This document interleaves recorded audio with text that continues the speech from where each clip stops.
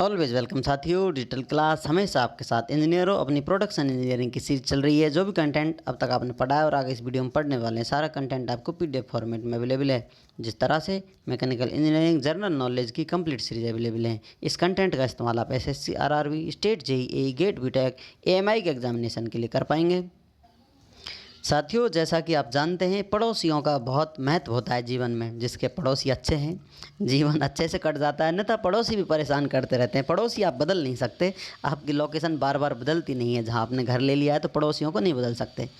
ये बातें बहुत फेमस हैं, अटल बिहारी वाजपेयी जी ने भी कही थी। तो आप समझ सकते हैं पड़ोसियों का कितना रोल होता है। तो पड़ोसियों पर ही हम यहाँ पर चर्चा कर रहे हैं। एटम अरेंजमेंट में किस प्रकार से पड़ोसी एक दूसरे को प्रभावित करते हैं या कितना इनका रोल है, किसके पास कितने पड़ोसी होते हैं, समझ लीजिए। इसी पर स्टडी की जा रही है। सिंपल क्यूबिक कोऑर्डिनेशन नंबर पड़ोसियों की जानकारी देता है, कितने पड़ोसी हैं। जो नियरेस्ट नेबर होते हैं उनके बारे में। तो सिंपल क्यूबिक कोऑर्डिनेशन नंबर देख लिया था, 4 से 6 तक इनका नंबर होता है। बीसीसी में देखा था, बॉडी सेंटर क्यूबिक स्ट्रक्चर में कितने पड़ोसी होते हैं, एक एटम के 8 होते हैं।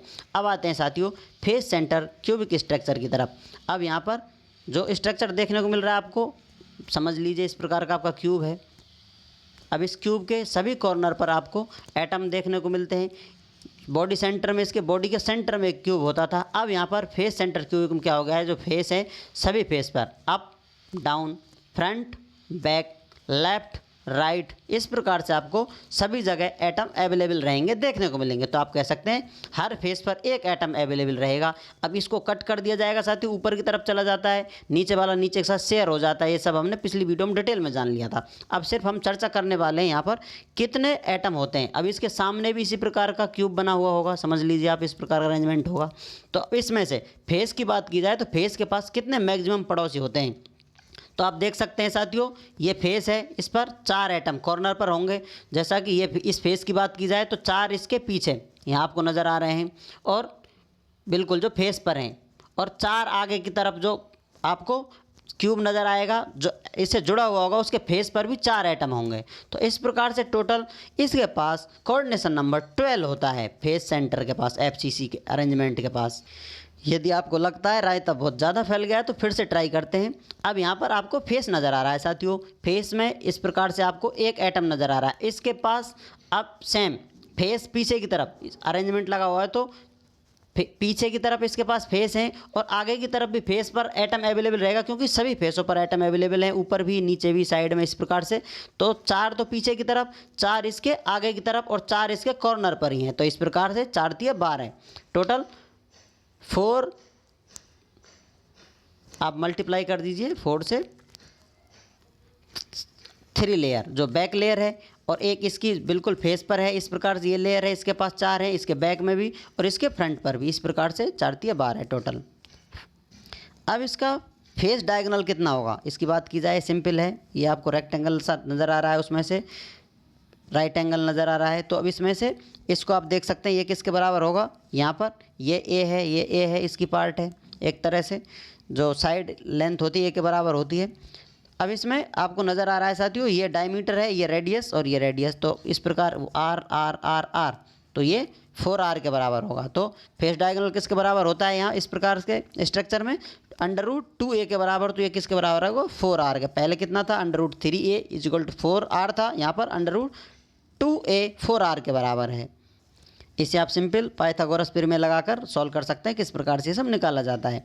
तो अब साथियों कोऑर्डिनेशन नंबर इसका हमें पता चल गया। अब कदम बढ़ाते हैं HCP की तरफ। यहाँ पर आपको देखने को मिल रहा है, तो इसके पड़ोसियों की भी जानकारी लेते हैं कि किस प्रकार का इंटरेस्ट है पड़ोसियों में, कितने पड़ोसी इसके ओर पास हैं, मदद करने के लिए आते हैं या मिलते रहते हैं। तो अब यहाँ पर बात करते हैं साथियों इस फेस की, जो एक नीचे आपको हेक्सागोनल बना हुआ नज़र आ रहा है, एक इसके ऊपर भी नज़र आ रहा होगा। तो अब किसी एक की बात कर लेते हैं, समझ लेते हैं। इसको टॉप व्यू देख रहे हैं हम इसका।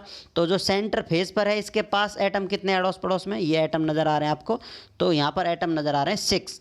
ये 6 एटमों से घिरा हुआ है, समझ लीजिए 6 इसके पास रानियाँ हैं, इसको घेर कर रख रखा है। ऊपर नीचे भी इसके पास कुछ दासियाँ हैं, जो कितनी हैं, 3 नीचे जो एटम रहते हैं वो कंप्लीट इसके कांटेक्ट में है, और 3 ऊपर रहते हैं वो भी इसके कंप्लीट कांटेक्ट में है। तो इस प्रकार से 6 3 3 6, तो टोटल कोऑर्डिनेशन नंबर इसका बन जाता है 12। तो टोटल कितने पड़ोसी हैं इसके पास, आप कह सकते हैं इसके पास 12 पड़ोसी अवेलेबल रहते हैं। ये स्ट्रक्चर साथियों आपको सिंपल बातों से समझ में नहीं आ रहा है तो आप व्यू ले सकते हैं, रेफरेंस ले सकते हैं। जैसा आपको बताया था एनिमेशन वीडियो से सारे कॉन्सेप्ट आपके क्लियर हो जाएंगे। यहाँ आकर आप रिवीजन के लिए इस कंटेंट का इस्तेमाल कर सकते हैं। अब साथियों दूसरी दुनिया की तरफ चलते हैं, जिसे पैकिंग फ्रैक्शन या पैकिंग फैक्टर के नाम से हम जानते हैं।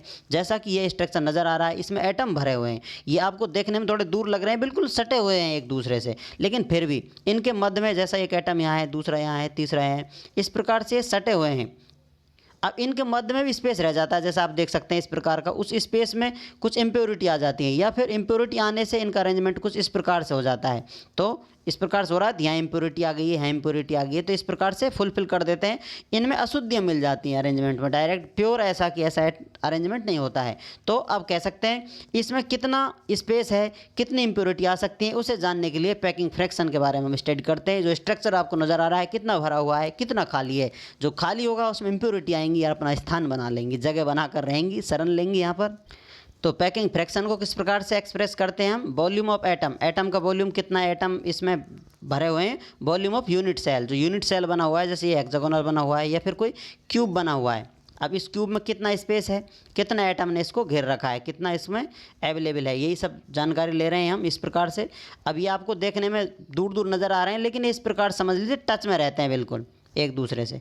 अब इम्प्योरिटी के लिए स्पेस आ जाता है। अब जो स्पेस है, जैसा आपको बताया था, उस स्पेस की बात की जा रही है, तो वही पैकिंग फ्रैक्शन बताया कितना भरा हुआ, कितना खाली है। तो इस प्रकार सिंपल वॉल्यूम ऑफ एटम कितना है और वॉल्यूम ऑफ यूनिट सेल, जो यूनिट सेल है ये जिस स्ट्रक्चर की हम बात कर रहे हैं, क्यूब के हेक्सागोनल की बात कर रहे हैं, वो कितना है, टोटल कितना है, उसमें से कितना भरा हुआ, कितना खाली है। सिंपल ये जानकारी देता है पैकिंग फ्रैक्शन या पैकिंग फैक्टर।